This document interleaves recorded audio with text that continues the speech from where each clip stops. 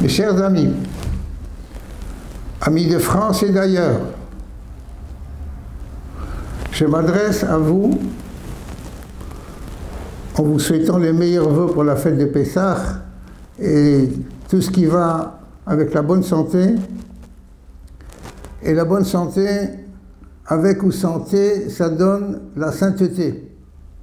Être saint, dans le double sens, c'est ça l'identité du peuple juif. Et c'est dans ce sens-là, pour cette idée-là, que je veux faire un appel, ou plutôt un rappel. Dans le fond de chaque âme de nous tous, il y a ce que nous appelons l'étincelle juive, celle qui donne la vie, l'esprit, le mental à l'intérieur du corps que l'on voit, que l'on touche, qui s'anime, et qui est ce que dans la créature homme peut réfléchir et parler en ayant un libre arbitre, parce qu'il est l'arbitre entre les appétits du corps et les souhaits, le but de la vie, de faire le bien, hatov hayashar, et ce qui est droit, ce qui est le chesed et le emet, la bonté et la vérité. La vérité du Créateur, la vérité que nous, à son image, nous voulons faire ce qui est vrai, ce qui est bon, ce qui sert à l'autre et qui reste dans la sainteté, c'est-à-dire la maîtrise, la propreté morale. Et ceci est l'unité de ce juif qui applique la volonté du Créateur consignée dans la Torah, qui est le meilleur mode d'emploi de ce monde, parce que c'est lui qui a fait la nature, les lois de la nature. Et tout homme scientifique ou équilibré étudie les lois de la nature, disons pour les maîtriser, ou pour en tout cas savoir les gérer de façon à ce que la nature humaine, dans la santé physique et dans la sainteté de l'esprit, dans la vérité, est source de bonheur. Quand il y a la harmonie entre les appétits du corps, les tendances de son caractère, avec la morale, avec ce que est le désir profond de sa conscience. Alors, dans ce but de la vérité, dans ce but du bonheur de chacun de nous, nous sommes aujourd'hui en Eretz Israël, dans un pays que Dieu nous a permis de pouvoir ranimer des siècles d'exil et de ce qu'il est devenu un désert. Pourtant, il est fertile. Et Dieu nous dit, avec toutes ces qualités, c'est quand vous serez le locataire de ce pays que je vous accorde et que vous vivez selon le mode d'emploi que je vous ai confié, alors la nature de ce pays se réveillera et vous donnera les délices qui pourront être Kimei Hashamayim al Haaretz, selon le verset du deuxième paragraphe du chemin que nous lisons tous les jours. C'est la promesse qu'il a faite à nos ancêtres, Avraham, Yitzhak et Yaakov, et nous, le peuple d'Israël, nous suivrons l'engagement de nos ancêtres, qui est notre engagement au mont Sinaï, car à ce moment-là, la présence divine se matérialise par sa volonté, qui est le bonheur avec ce qu'il nous accorde, dont le but final est de retrouver le Gan Eden, le paradis perdu, mais toujours existant, promis, et il est celui qui correspond à la densité, à la quantité, à la vérité, à la bonté avec laquelle nous réalisons les lois de la Torah, qui est la nature métaphysique, qui est la loi universelle de la création visible et celle qui est dans l'esprit, mais plus haut que l'esprit, celui avec lequel nous sommes en contact par notre neshama et que nous recevons les pulsions de bonheur et parfois la neshama qui se sent prisonnier, trahi par celui qui doit vivre avec elle et qu'il veut trahir parce qu'il court derrière des civilisations, des philosophies d'autres peuples qui ne cherchent que le plaisir. Et c'est là que je veux faire un appel. Nous allons voter en Eretz Israël mardi prochain. Le vote n'est pas un fait uniquement politique. Il va désigner des délégués de ceux qui ont voté, qui habitent en Eretz Israël ou ailleurs, mais qui sont des citoyens qui ont droit à donner la majorité dans une société qui a opté pour la démocratie. Le risque que cette démocratie devienne laïque va complètement fausser ce que tout le monde sait, qu'en Eretz Israël, c'est une nation de juifs, un pays pour les juifs. C'est une identité juive. Au moment où cela a été annoncé en 1948, le gouvernement avait cette conscience et n'a pas rejeté les religions. Elle sait que si nous sommes en Eretz Israël, et si à l'époque les nations ont voté pour rendre le pays que d'autres sont venus occuper, mais qui appartient depuis toujours au peuple juif, nous n'avons jamais trouvé sur ce pays un autre peuple que le peuple juif qui en est celui qu'il a appelé Israël, qu'il a appelé la Judée, les Juifs. Ils sont venus, ils l'ont occupé. Que cela soit les Babyloniens, que cela soit les Romains, que cela soit après même les Francs venus d'Europe, ou d'autres, de Turquie, ou d'autres pays orientaux, ils ont toujours été des occupants. Ils ont toujours été ceux qui sont venus, comme les Philistins, venus, le mot hébreu falash, pelishtim, veut dire ceux qui sont des envahisseurs. Ils viennent, ils rejettent, ils s'installent après avoir réduit un féodé. Et nous savons très bien que lorsque les pays européens se sont installés, quelle que soit leur raison, c'est ce qu'on a appelé, ils ont installé une civilisation de ce qu'est le mépris du juif, le rejet du juif. Ils culpabilisent le juif de tous les malheurs de la terre. Et cet enseignement du mépris s'est écroulé dans la catastrophe la plus grave que l'humanité, depuis qu'on la connaît, a existé. Ça a été la Shoah. 6 millions de juifs ont été massacrés de façon programmée. Des pays civilisés n'ont pas toujours réagi comme il faut. Le silence du vicaire rappelle que d'autres religions n'ont pas été à la mesure de ce qu'ils professaient comme charité. Israël a été exclu. Et voilà que nous vivons maintenant quelques 70 ans à partir du moment où Hachem a permis le premier mouvement du retour physique sur la terre, physiquement, quoi? C'était un pays qui est devenu un désert. C'est comme un évanouissement, n'est-ce pas? Quand il a été évanoui, Hachem nous a permis maintenant de trouver les solutions pour qu'il se réveille, pour qu'il soit ranimé, réanimé. Mais voilà que des Juifs venus de tous 4 coins de la terre, quelle chance! Mais ils ont emmené avec eux également les mauvaises idées d'assimilation, en oubliant qu'ils reviennent dans un foyer de leurs ancêtres. Et que c'est par la lettre biblique, par l'esprit de la Bible, que les autres nations s'étaient accordées à nous le rendre.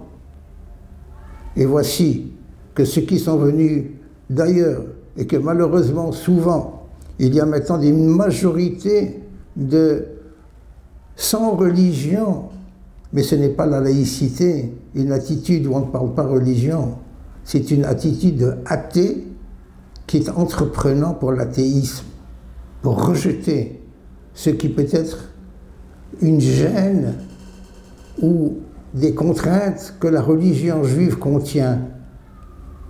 Ils veulent nous faire oublier notre morale, notre âme. Attention, attention, la contagion est grave.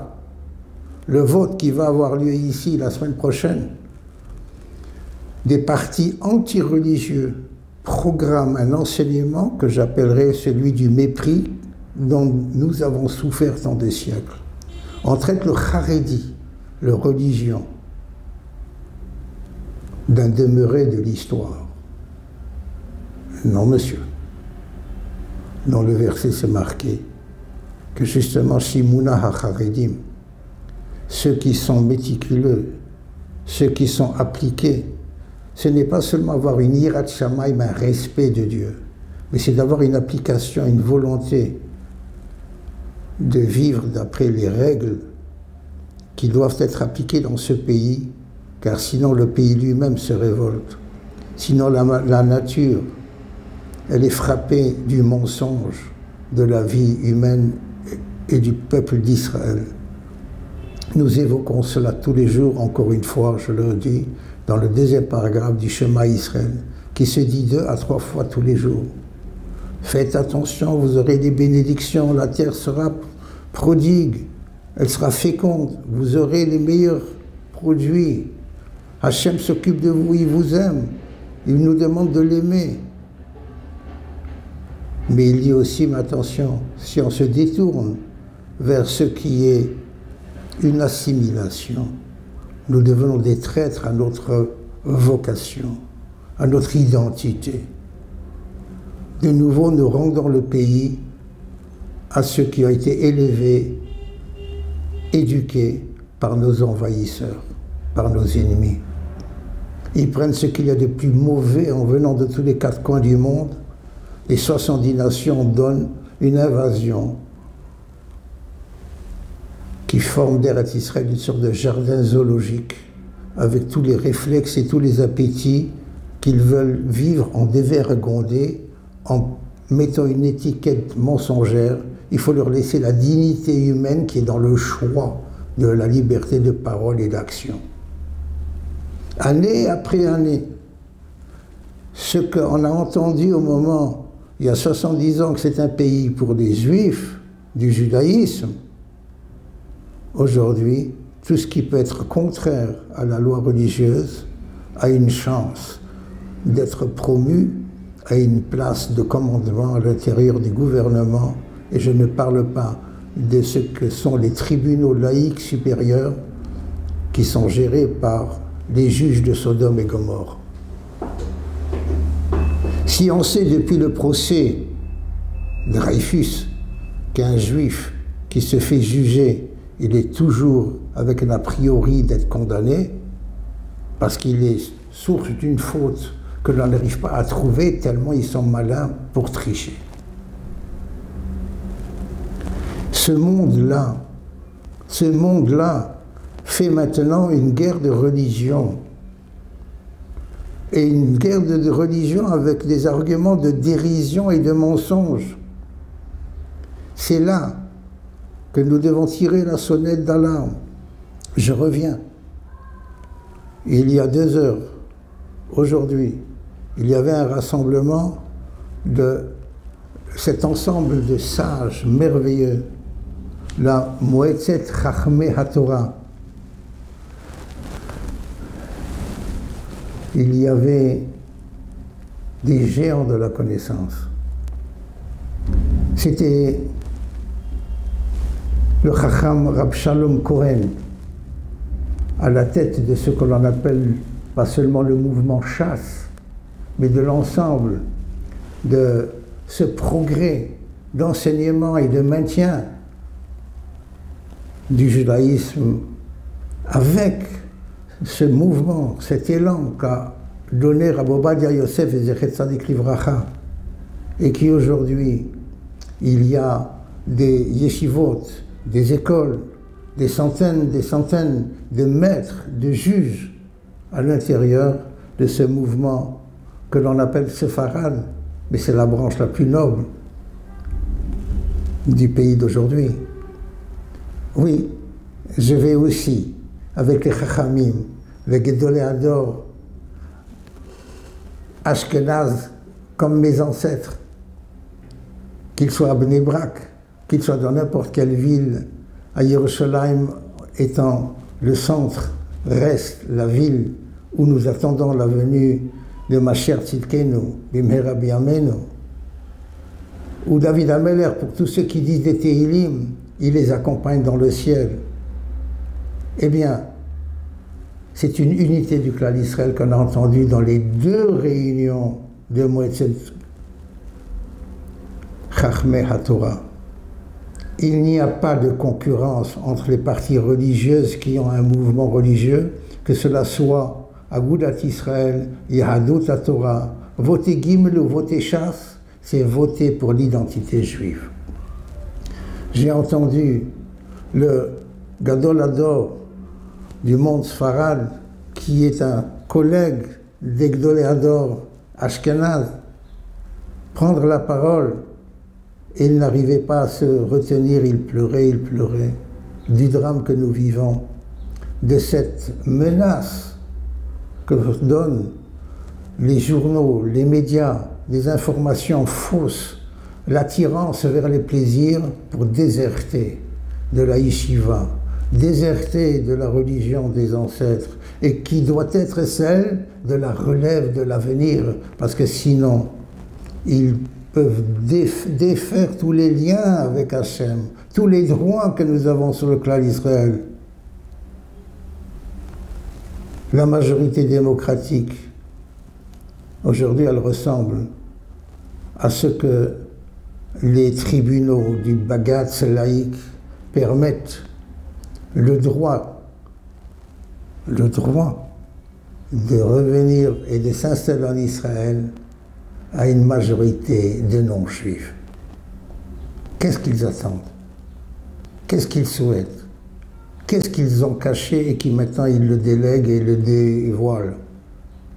Ils veulent faire un pays sans Torah.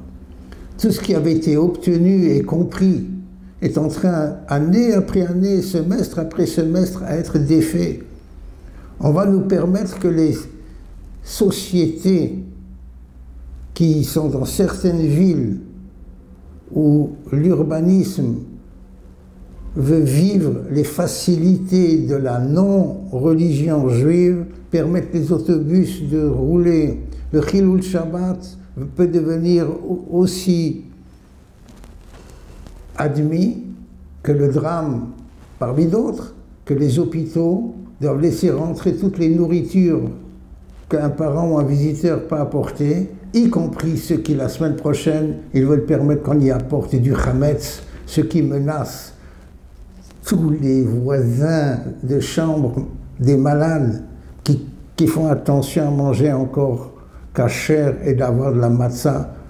Et voici que la distribution par les visiteurs, par certains malades, de sucreries, de manger chametz, et une rupture avec la première fête qu'Israël a eue pour être libéré de l'esclavage, pour être la fête de Pessah, c'est la matzah, pas de chametz. Et voici qu'au nom de ce qui a été, nous nous libérons de l'esclavage, de la servitude, de l'idolâtrie du mouton. Et voici qu'ils arrivent et innocemment, ils demandent dessine-moi un mouton parce qu'ils veulent justement le culte du mouton et non pas le fait de dire que le mouton est une nourriture parmi d'autres qu'Hachem a choisi pour lui enlever tout caractère de ce que l'homme a une tendance de se fixer sur n'importe quel objet sacralisé pourvu qu'il puisse en faire un alibi où il se détache de la Torah. Et j'utilise ce mot français parce qu'il a une évocation hébreu. Il met les fautes, les défauts, ceux qui sont des crimes rituels, comme alibi parce que les autres le font, et ils le disent en français alors qu'en fait ils veulent dire alibi sur leur cœur. Ils y croient. Quel mensonge. Déjà du temps de nos maîtres du Talmud, nos maîtres affirment Mais olam lo avdu avodazara, avoteinu. Nos ancêtres n'ont jamais été sincères quand ils ont été des païens, quand ils ont suivi l'assimilation de ce qui était leurs voisins ou leurs clients ou leurs fournisseurs, ou parfois leurs compagnons de jeu et de vice. Lo כשעבדו עבודה זרה מעולם ידעו שאין בעבודה זרה ממש ולא עבדום אלא להתיר להם עריות. Ils ont toujours su que dans ce culte, dans cette philosophie ou cette religion païenne ou étrangère qu'ils adoptent et installent à la place de celle que les parents et les maîtres transmettent avec sérieux, avec foi, avec sincérité, et ils ont effectivement été parfois sacrifiés par les ennemis, et nous persévérons, tous les peuples ennemis, tous les autres qui nous ont persécutés ont disparu de l'histoire. Et Israël est maintenu parce que nous remontions chaque fois la pente dans laquelle on s'est laissé glisser.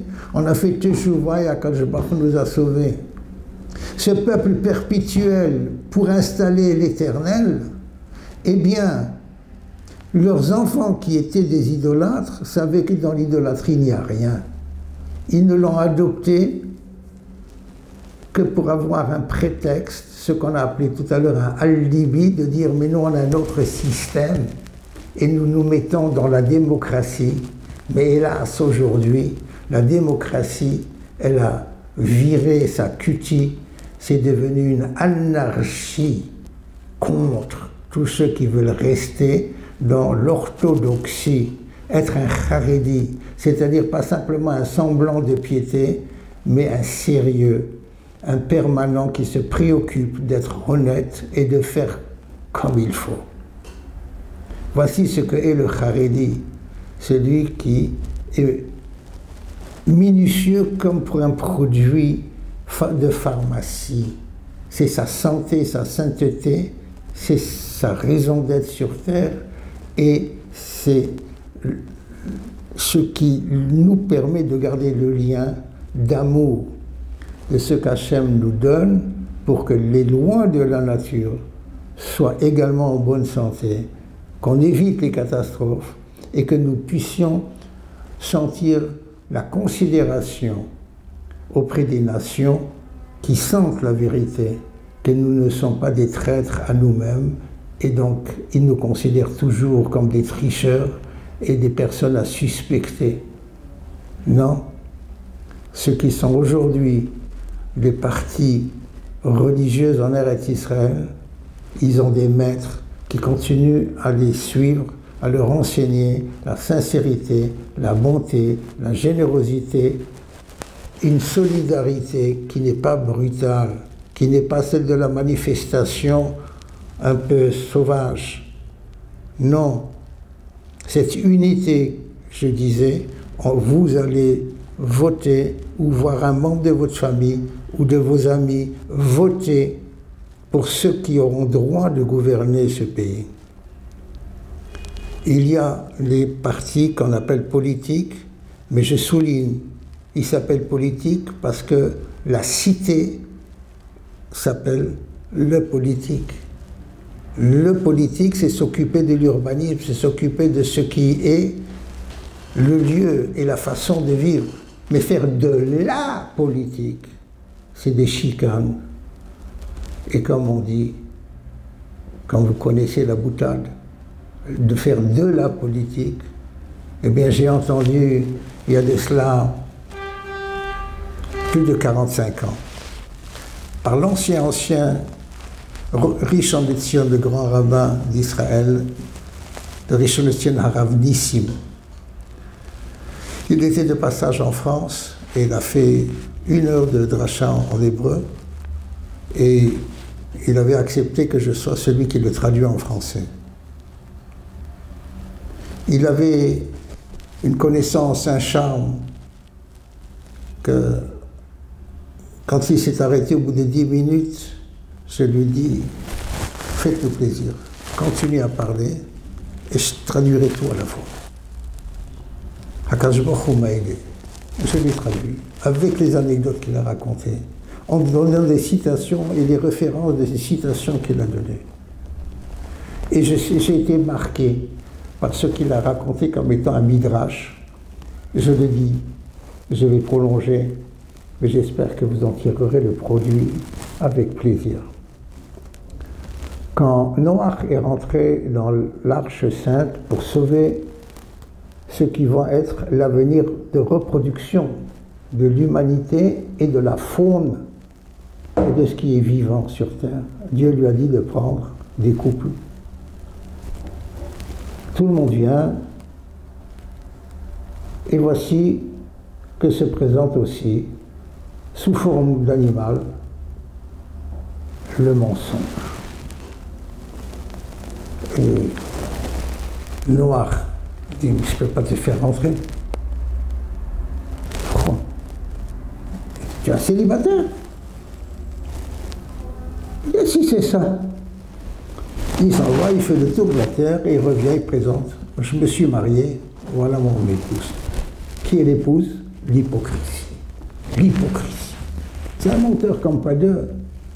Mais il a été pris à son piège. Et donc, dit ce midrash, que l'on retrouvera dans le Dazekin Imbale à Tosfot, il rentre dans l'arche et ils survivent et ils deviennent source d'erreurs et de fautes lorsque la nature et l'humanité se reformera. La raison, l'arme du crime, l'initiateur de tous les crimes qui ont apporté la destruction a survécu. Mais le narrateur demande, mais s'ils ont vécu un moment comme couple, ils ont peut-être eu un enfant? Et de répondre oui. Qui est cet enfant du mensonge de l'hypocrisie?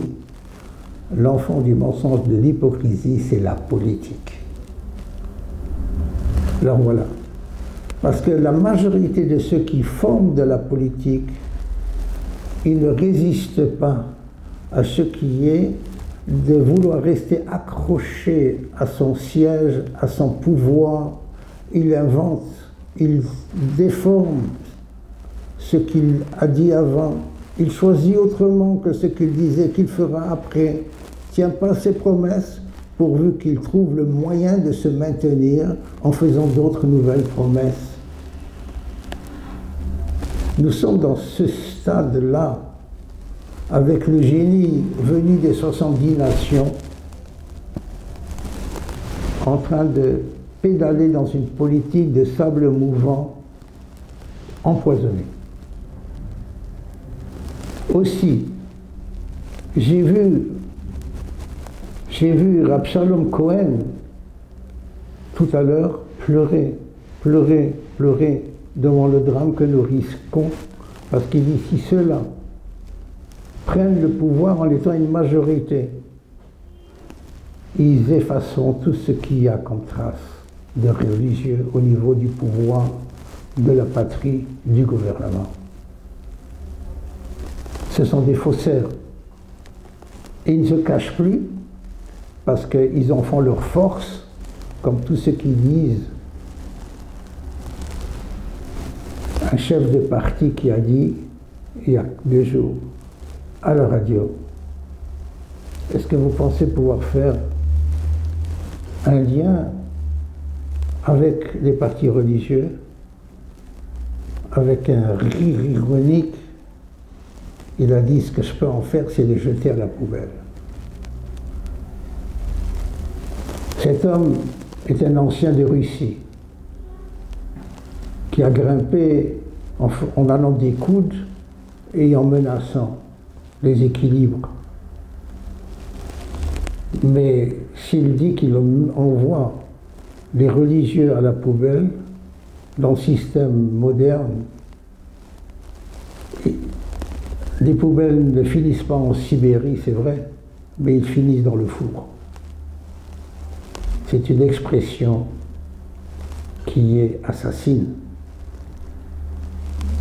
Mentalement, il nie l'existence et la valeur de ce qui doit être la raison d'être et le modèle de ce que doit être un citoyen en Eretz Israël. Au nom des Chachamim, Ashkenaz ou Sfarad, qu'il soit Shas, qu'il soit Gimel, qu'il soit Yadut HaTorah, votez pour ce programme. Même si dans votre vie, vous vous permettez des écarts à ce programme de Haredi, de religion. Mais il s'agit de l'identité du peuple juif. Et si quelqu'un qui peut voter ne vote pas, il n'est pas quelqu'un qui dit « moi je ne me mêle pas à la politique ». Il est un déserteur qui assiste à un crime sans réagir. Ils annoncent, ils programment.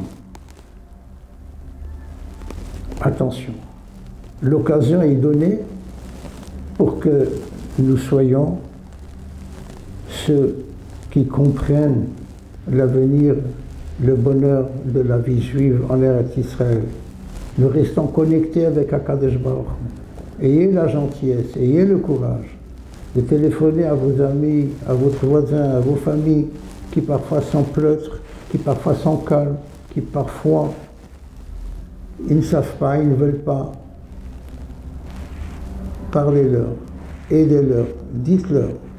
Peut-être même ce fait de vouloir qu'Eretz Israël se poursuive peut le sauver dans ce que est le tribunal céleste. C'est un secours pour lui-même en se raccrochant à ceux qui sont aujourd'hui recherchés pour former, pour être à l'intérieur du minimum vital pour avoir droit à la parole dans la direction de la vérité et de la sainteté de cette identité d'Israël. Le jour même du jour de vote, ceux qui sont là ou ceux qui sont ailleurs, téléphonez, visitez, parlez de façon gentille, mais sincère. Vous vous sentirez regaillardi. C'est cela. Mangez maintenant de la matzah pour mériter la liberté, mériter la présence divine, mériter une conscience équilibrée, et à ce moment-là, vos enfants, vos familles ne chercheront pas à se perdre dans les jeux, dans les films de médias ou des stupéfiants. Soyons vrais, soyons bons. Ava va'achva shalom vereut. Vous m'avez supporté, que vous n'ayez jamais à supporter de plus grands tourments que celle d'écouter la voix de notre conscience. Ashrechem Israël, asher bachar banu HaKadosh Baruch Hu. Restons fidèles à ce choix, parce que cette élection du ciel à notre égard par l'intermédiaire de nos ancêtres, c'est parce qu'ils se sont eux-mêmes sélectionnés avec effort. Maintenez cette sélection. Restez-y connectés, même si vous arrivez parfois à ne pas suivre la vitesse ou faire l'effort. Vous verrez, le ciel vous aidera. Imaginez que tous ces chachamim que nous avons fréquentés, que nous fréquentons ici, représentent la parole d'Hachem à travers la vérité de la Torah. Soyons vrais, soyons en bonne santé.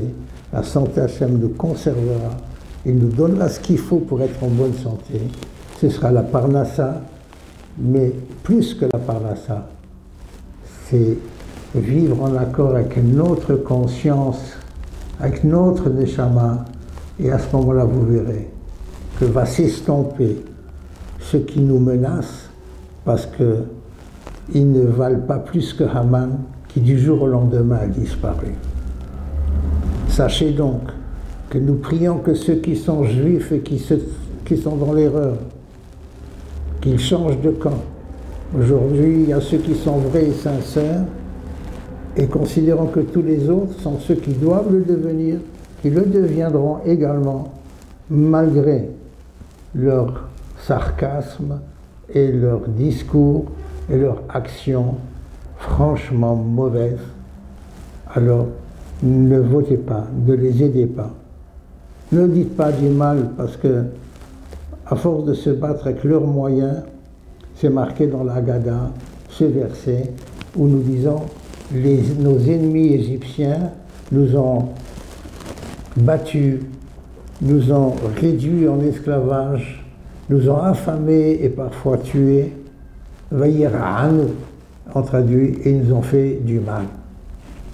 Il y a un commentaire des Rishonim qui traduit Vayir'anu, ils nous ont rendus aussi méchants et mauvais que eux, à force de vouloir se battre avec eux. Nous avons pris l'habitude de dire du mal, d'être peut-être grossiers, d'imaginer qu'est-ce que l'on peut faire, et finalement nous nous sommes déséquilibrés, nous nous sommes complètement démontés. À nous de rester entiers, à nous de ne pas tomber dans quelque chose qui en français s'appelle avarié. Comme un légume avarié, c'est du poison. Quand on est avarié, on est plein de avéra. Voyez, c'est la avéra qui nous rend ainsi mauvais. Non. Allons dans la bonté. Soyons sincères dans nos prières. Et je reviens encore une fois. Faisons une solidarité sincère. Ahava ve'achma shalom ve'reut, qu'Akadosh Baruch Hu vous aide, vous bénisse de m'avoir supporté. Et j'espère que la vraie raison, c'est de devenir dorénavant des supporters de la Torah et de tous ceux qui enseignent la Torah. Hashem yarech yamenu shnatenu betuv ve'imim, chag sameach ve'kasher, chag sameach kasher ve'sameach, avec joie, bonheur, santé. À bientôt à Matan Torah renouvelé. C'est le but de Pessah, de Shavuot, qui tous les jours nous nous connectons de plus en plus, de mieux en mieux. Shalom, Uvracha, Beshem, Kol Israël. Torah Box, c'est la diffusion chaque jour de cours de Torah variés et innovants, adaptés à chacun. Grâce à une équipe investie et désireuse de diffuser la Torah à son peuple, des cours sont enregistrés chaque jour en studio, puis montés et diffusés. Avec des rabbinim de haut niveau, sur tous les sujets de la vie juive, paracha, pensée juive, halakha, couple, éducation, Emouna, histoire juive. Et chaque semaine, une histoire exceptionnelle à raconter le Shabbat. De nouvelles émissions et débats innovants qui confrontent Torah et actualité. Des concepts de vidéos qui expliquent la halakha de manière ludique, divertissante et accessible. Et des programmes de Torah pour nos enfants. Torah Box, c'est du judaïsme sur mesure pour vous.